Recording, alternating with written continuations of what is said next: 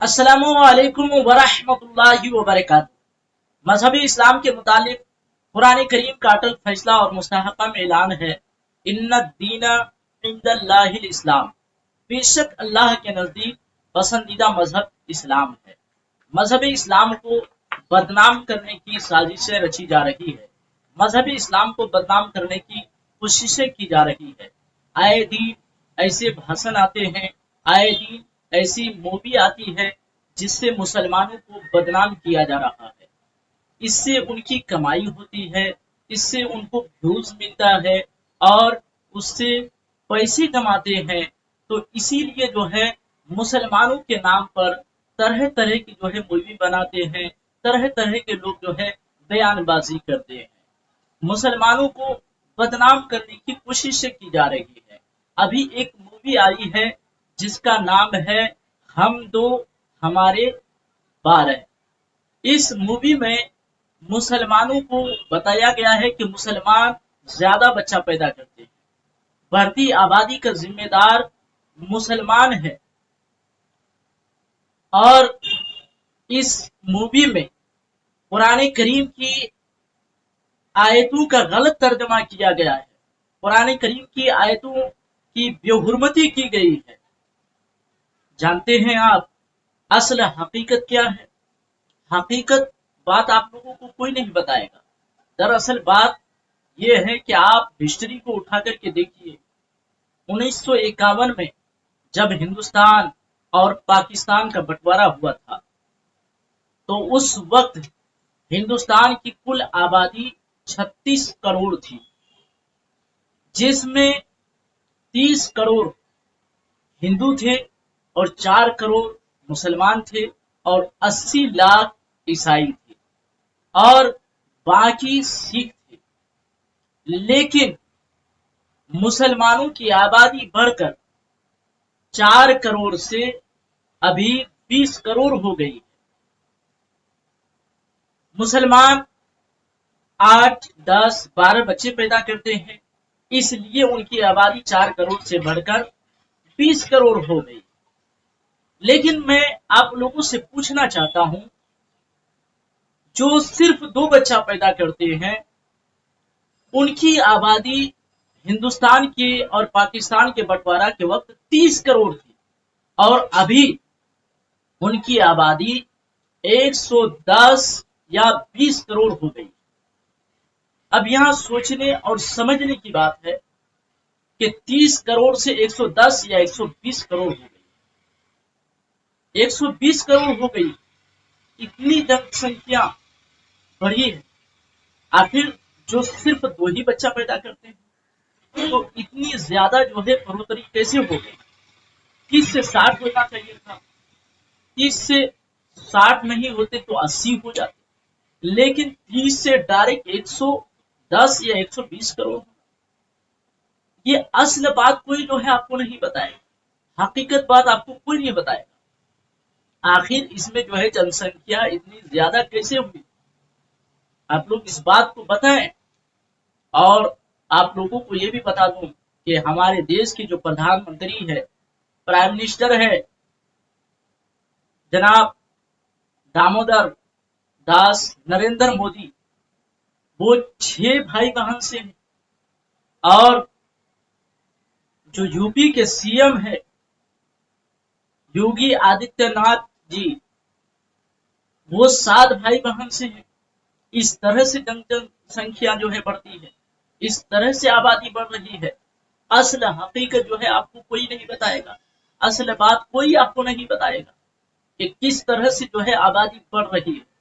حالانکہ ہندوستان میں ہر مذہب کے لوگ جو ہے بستے ہیں، ہر مذہب کے لوگ ہندوستان میں رہتے ہیں۔ عیسائی کی آبادی ہندوستان کے بٹوارا کے وقت 80 لاکھ تھی اور ابھی 3 کروڑ ہو گئی ہے۔ کیا اس میں بڑھوتری نہیں ہوئی؟ صرف مسلمانوں کو بدنام کیا جا رہا ہے کہ مسلمان کی آبادی جو ہے بڑھ رہی ہے، مسلمان آبادی کی ذمہ دار جو ہے، بڑھوتری کے ذمہ دار جو ہے مسلمان ہے۔ مسلمان زیادہ بچہ پیدا کرتے ہیں، مسلمانوں کو جو ہے بدنام کیا جا رہا ہے۔ جو لوگ نعرہ دیتے ہیں ہم دو اور ہمارے دو، یہ ڈھوکو سالہ نعرہ ہے، नारा कुछ और देते हैं, करते कुछ और हैं, और जो लोग सत्ता में जो है बैठे हुए हैं उन्हीं की तरफ से ये फिल्म रिलीज की गई है।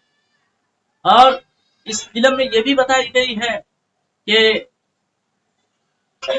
औरतें मर्द की फरमाबरदारी के लिए है, औरतें सिर्फ मर्द की नफसानी ख्वाहिशात के लिए है, और औरतें तुम्हारे लिए तुम्हारी खेती है, जिस तरह से जाओ जा सकते हो। मैं उन अंधभक्तों से कह देना चाहता हूं कि खेती किसे कहते हैं? खेती किसी बंजर जमीन को नहीं कहते हैं। खेती उसे कहते हैं जहां सब्जा उगता है, जहां फल उगता है। कुरान में औरतों को खेती इसलिए कहा गया कि वहां औरतों को कुरान में खेती इसलिए कहा गया कि औरतें इंसानी नस्ल को बढ़ाने का जरिया है, औरतों से इंसानी नस्ल बढ़ती है, इसलिए औरतों को खेती कहा गया।